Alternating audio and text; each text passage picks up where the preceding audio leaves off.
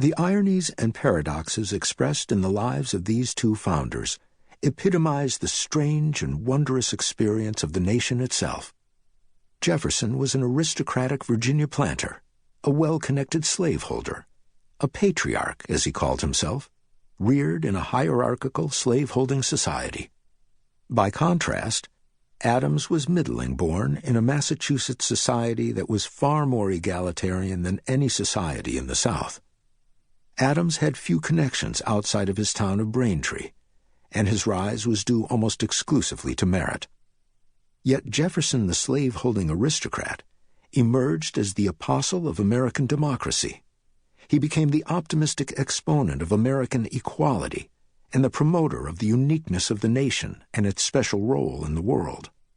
Adams, on the other hand, became the representative of a crusty conservatism that emphasized the inequality and vice-ridden nature of American society, a man who believed that democracy will infallibly destroy all civilization. America, said Adams, was not unusual. It was not free from the sins of other societies. Jefferson told the American people what they wanted to hear, how exceptional they were. Adams told them what they needed to know, truths about themselves that were difficult to bear. Over the centuries, Americans have tended to avoid Adams's message. They have much preferred to hear Jefferson's praise of their uniqueness. The fundamental differences between the two men could often be subtle and slippery. Other differences were more obvious and palpable. Jefferson was tall, perhaps 6'2" or so, and lean, lanky, and gangling. He had a reddish, freckled complexion, bright hazel eyes, and reddish-blonde hair which he tended to wear unpowdered in a queue. He was careless of his dress and tended to wear what he wanted to wear, regardless of what was in style. He bowed to everyone he met and tended to talk with his arms folded, a sign of his reserved nature. In 1790, William Maclay, the caustic Scotch-Irish senator from western Pennsylvania, described the Secretary of State in the new federal government as a slender man whose clothes seem too small for him, and whose whole figure has a loose, shackling air. Jefferson tended to sit in a lounging manner on one hip, with one of his shoulders elevated much above the other. To Maclay, who disliked anything that smacked of European court life, Jefferson affected a manner of stiff gentility or lofty gravity. In contrast to Jefferson, Adams was short, 5'7" or so, and stout.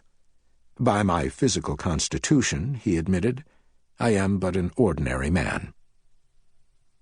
He had sharp blue eyes, and he often covered his thinning light brown hair with a wig. The acerbic Senator Maclay, who had few kind words for anyone in his journal, became increasingly contemptuous of Adams, the vice president in 1789 and thus president of the Senate.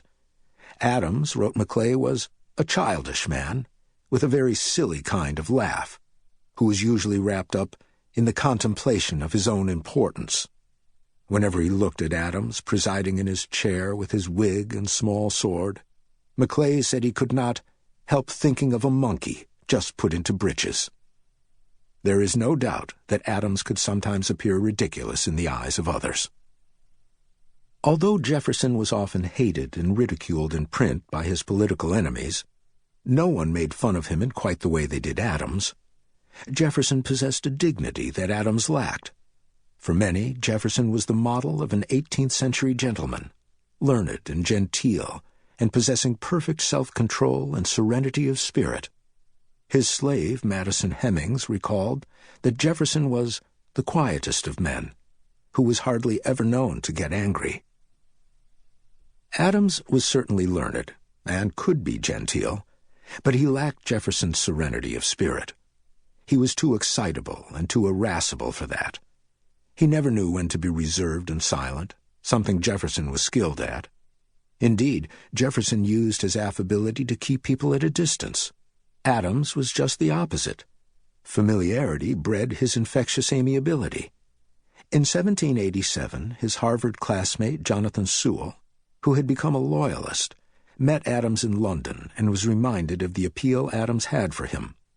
Adams, he told a judge back in Massachusetts, has a heart formed for friendship and susceptible of its finest feelings.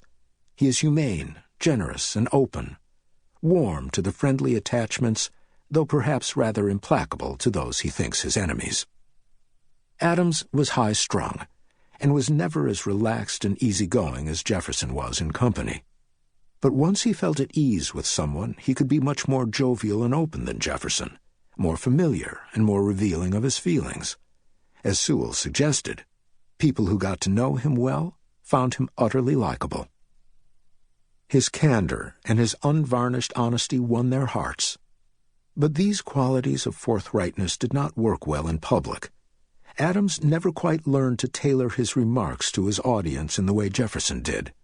Consequently, he lacked Jefferson's suave and expert political skills.